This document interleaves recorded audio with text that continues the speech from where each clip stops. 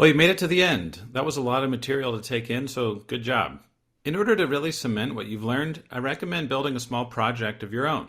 Try starting with something super simple. You don't want to get carried away. You could even rebuild a similar project to the Dopamine Box that we just built.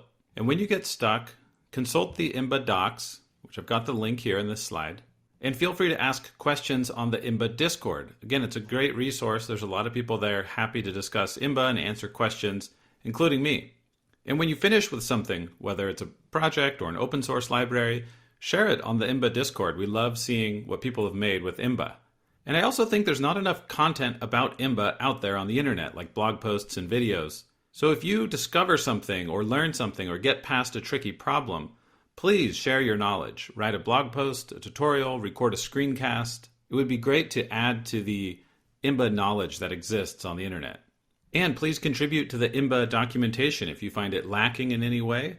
Everyone in the Imba community is really eager to improve the documentation. Okay, so thanks again for taking the course, and I look forward to seeing what you create.